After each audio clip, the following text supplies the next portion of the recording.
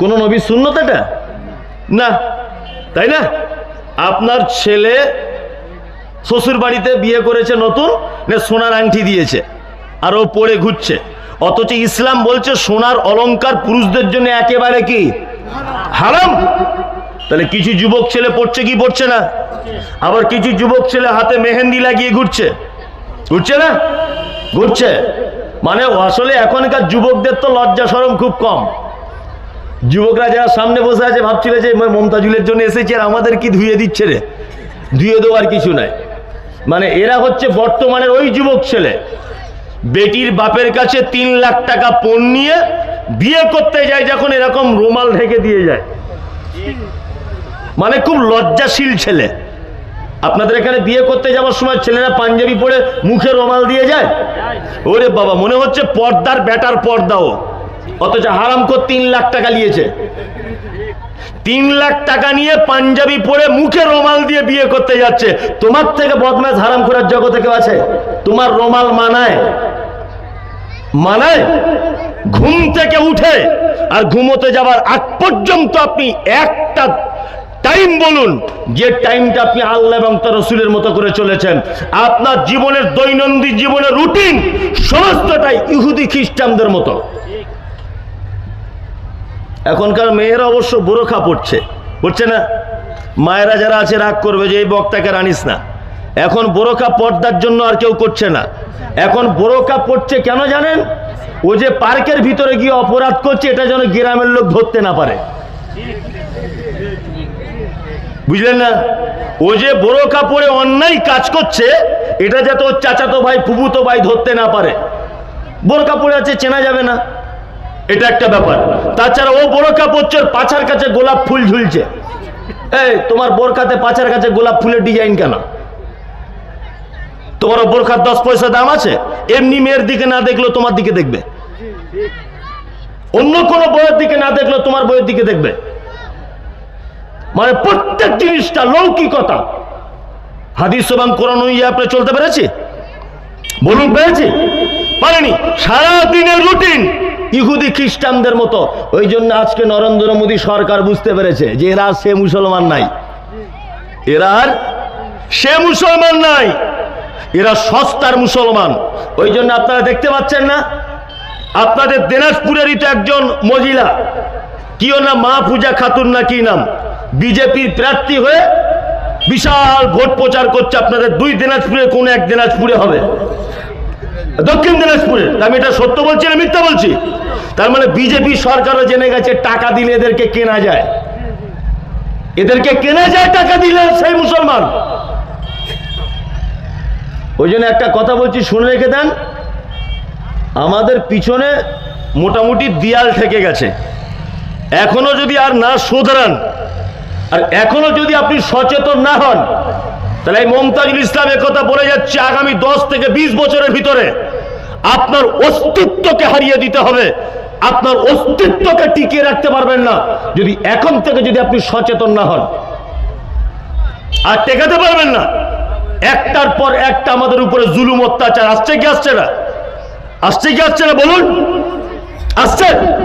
তার মানে আজকে সারা পৃথিবী জেনে গেছে এরা সেই মুসলিম নেই। ওই জন্য আপনাকে বলবো, দৈনন্দিন জীবনের রুটিনে আপনি অন্ততপক্ষে হাদিস এবং কোরআনের দিকে লক্ষ্য করে জীবন যাপন করুন। তাহলে এখনো পর্যন্ত বাঁচার রাস্তা কি আছে? আল্লাহ সুবহানাহু ওয়া তাআলা পবিত্র আল কোরআনের ভিতরে বলছেন, মুসলিমদের অধঃপতনের আর একটা কারণ, ওয়াসরিহু জাতা বাইনিকুম আতিউল্লাহ ওয়ার রাসূল ইন কুনতুম মুমিনিন। আল্লাহ তাআলা বলছেন 3টে কাজ করলে তোমরা বেঁচে যাবে, 3টে কাজ যদি করো তোমরা পরিত্রাণ পাবে, পৃথিবীর কোন শক্তি তোমাদেরকে হারিয়ে দিতে পারবে না। 1, ওয়াসরিহু জাতা বাইনিকুম, আপোষের ভিতরে ঝগড়া মারামারি হলে তোমরা মিটিয়ে নাও, তোমরা ফাসাদ সৃষ্টি করো না। ওয়াতাসিবু বিহাবলিল্লাহি জামিয়া ওয়ালা তাফারাকু, বিভিন্ন দলে বিভক্ত হয়ে যেও না। আল্লাহ তাআলা বলছেন ওয়াসরিহু জাতা বাইনিকুম, আপোষে যদি একটু আধটু এদিক ওদিক কিছু হয়েই যায় তাহলে তোমরা কি করো? মিটিয়ে নাও, তাই না? আপনারা জানেন যে মুর্শিদাবাদের একজন কোন নেতা, রাজনৈতিক নেতা, হুমায়ুন কবির সাহেব, তিনি বাবরি মসজিদ করবেন, একেবারে খুব লাফালাফি করছেন। কি বললাম বুঝলেন? তা আমাকে নিয়েও খুব গালাগালি করছে, আমাকে বলছে মুনাফেক, আমাকে বলছে তা তোমার মতো লোকের সার্টিফিকেটে মুনাফেক আমি হব? তুমি কে? তুমি কে? আজকে আবার বলছে যে মমতা ব্যানার্জির ভাতাখোর ইমাম সাহেবরা মুনাফেক বলছেন। তা আমি বলছি ইমাম সাহেবরা যদি ৩,০০০ টাকা ভাতা খাবার কারণে যদি হুমায়ুনের দৃষ্টিতে যদি মুনাফেক হয়, তুমি যে নীলবাতির গাড়িটা চেপে বেড়াচ্ছ মমতা ব্যানার্জি, আর লাখ লাখ টাকা তেল খরচা করছো, তোমার সিকিউরিটি ৪০ জন, তুমি কে? তুমি কে? গরিব ইমাম সাহেব যদি মমতা ব্যানার্জির ওয়াকফ সম্পত্তির থেকে যদি ৩,০০০ টাকা ভাতা খায়, তারা যদি মুনাফেক হয়, তাহলে তুমি কে? কোটি কোটি কোটি কোটি কোটি কোটি টাকা সরকারের তছনছ করছো, তোমরা কারা? জানতে ইচ্ছা করছে। আমি বললাম যে এই মুহূর্তে বাবরি মসজিদ না করে ওখানে তো একটা হসপিটাল করলে ভালো হয়, ওখানে তো একটা বড় চিকিৎসার ব্যবস্থা করলে ভালো হয়, ওখানে একটা দামি স্কুল করলে ভালো হয়, ভালো করে বুঝবেন। কিন্তু আমাকে এই কথা বলার কারণে মানে গালাগালি কিস্তা কিস্তি, লাস্টে বলছে বেলডাঙাতে এলে ওকে দেখে নিব। এটা কি একটা মুসলমানের পরিচয়? তুমি মসজিদ করছো, ভালো করে বুঝবেন। আমার মত আমি বলেছি যে এইটা করলে ভালো হয়, তুমি এ কথা কেন বলছো যে বেলডাঙাতে এলে দেখে নিব? তার মানে তুমি রাজনৈতিক পাওয়ার দেখাতে চাইছো। শুনুন, পৃথিবীতে ফেরাউন পর্যন্ত টিকতে পারেনি, নমরুদ টিকতে পারেনি ক্ষমতার বলে। পৃথিবীতে ক্ষমতা দিয়ে, রাজনৈতিক দলীয় দাপট দিয়ে পৃথিবীর কোন রাজনৈতিক নেতা টিকতে পারেনি।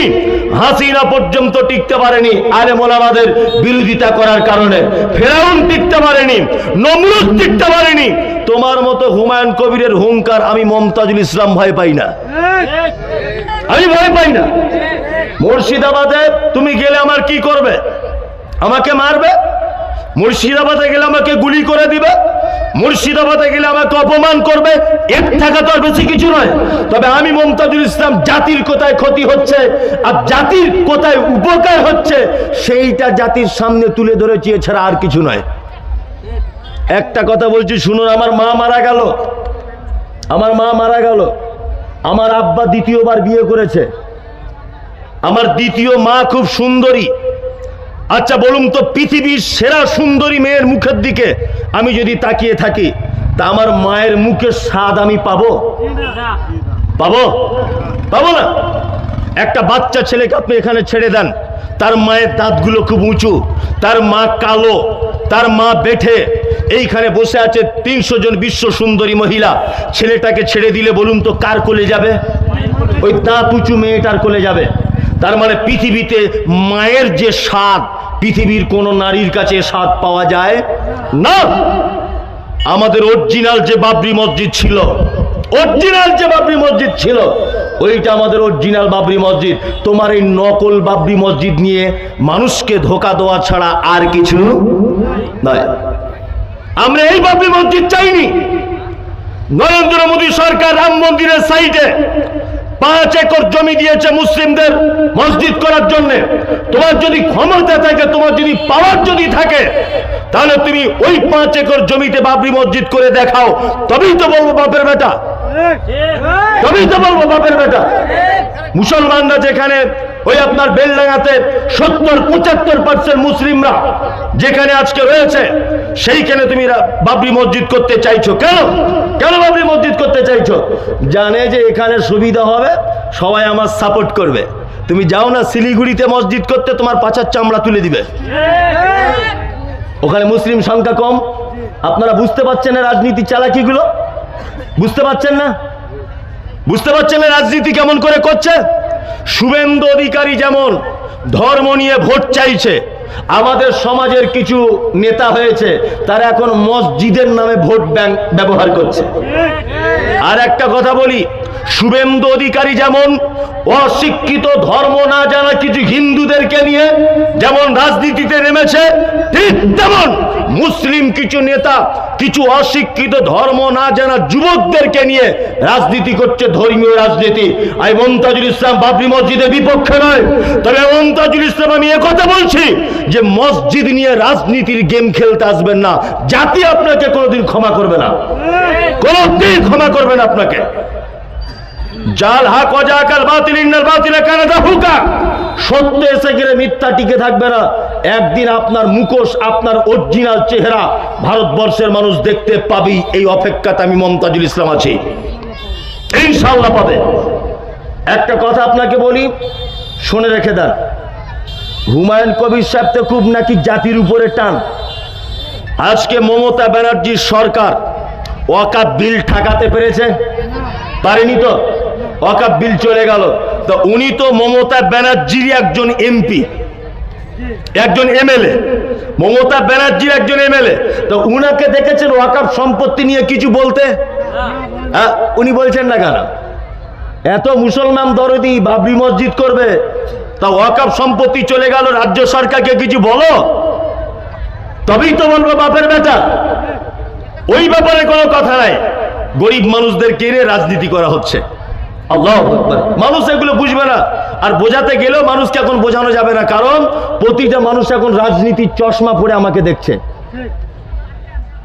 রাজনীতির চশমাটা খুলুন, জাতির কি করে উপকার হবে সেটা ভাবুন, জাতির কি করে উপকার হবে ভাবুন। আজকে আমরা সারা ভারতবর্ষে মাত্র 27%। 1992 সালে 6 ডিসেম্বর যখন বাবরি মসজিদ ভাঙা হয়েছিল, এই বাবরি মসজিদ শুধু শহীদ করা হয়নি, অসংখ্য মুসলিম গরিব যুবক এবং ধর্মপ্রাণ মানুষদেরকে কচুকাটা করে দেওয়া হয়েছিল। আপনারা জানেন মুর্শিদ কুলি খাঁ মুর্শিদাবাদ একটা ঐতিহ্যবাহী মসজিদ তৈরি করেছিলেন, তার নাম হচ্ছে কাকলা মসজিদ। মুর্শিদ কুলি খাঁ মসজিদে যাবার রাস্তার তলাতে নিজের কবর দিয়েছেন। তিনি এটা ভেবেছিলেন এই যে মুসল্লিরা যখন যাবে আমার গায়ের উপর দিয়ে যেন যায়, তাদের পায়ের ধুলো যেন আমার শরীরে লাগে, এই নিয়তে তিনি কাকলার মসজিদ তৈরি করেছিলেন। কাকলার মসজিদ সরকারিভাবে বন্ধ করে দেওয়া হয়েছিল। তারপর যখন পশ্চিম বাংলাতে মুসলিম লীগের যখন রব রব রব রব করে বাজার চলছে, সর্বপ্রথম এই মুসলিম লীগ পার্টি এই কাকলা মসজিদ খুলে দিতে হবে, এই ব্যাপারে সরকারের কাছে দাবি জানিয়েছিলেন। তখনকার দিনে সরকার মুসলিম লীগের এই দাবি মানেননি, এবং মুসলিম লীগের এই দাবি না মানার কারণে মুসলিম লীগ 35,000 মুসলিম যুবক, মুসলিম ধর্মপ্রাণ মানুষদেরকে নিয়ে কাকলা মসজিদে পুনরায় দখল করার জন্য তারা চেষ্টা চালাচ্ছিল। আর রাস্তাতে যেতে যেতে যেতে যেতে হিন্দু মুসলিম দ্বন্দ্ব লেগে তখনকার দিনে প্রায় 21 থেকে 22 জন মতো নিরীহ মুসলিমদেরকে কচু কাটা করে দেওয়া হয়েছিল। এটা ইতিহাস। সারা ভারতবর্ষে আপনি কি করে আটকাবেন? বাবরি মসজিদের জন্য যাদের প্রাণ চলে গেছে, যারা আন্দোলন করেছিল, আজও 2024 সাল পর্যন্ত বাবরি মসজিদের আন্দোলন চলেছে। আমরা ঠেকাতে পেরেছি? পারিনি। আমরা কাকলা মসজিদ খুলতে পেরেছি? পারিনি। আমাদের ন্যায্য অধিকার ওয়াকফ সম্পত্তি আমরা টেকাতে পেরেছি? পারিনি। অজস্র মাদ্রাসা মসজিদ বেদখল করে নিচ্ছে অন্যায় ভাবে। আমরা আল্লাহকে বিচার দিয়ে দিয়েছি, আল্লাহ তুমি সব থেকে বড় বিচারক, তুমি বিচার করো। আমরা বেঈমানদের সঙ্গে লড়াই করে কখনো জিততে যাব না, কখনো জিততে যাব না, কখনোই নয়। লড়াইতে আমরা বিশ্বাসী নয়, সাম্প্রদায়িকতা আমরা মুসলিমরা বিশ্বাসী নয়। আমরা বিশ্বাসী কিসে? আমরা বিশ্বাসী সম্প্রীতিতে, আমরা বিশ্বাসী এক অপরের প্রতি ভ্রাতৃত্বকে, আমরা বিশ্বাসী এক অপরের প্রতি ভালোবাসাতে।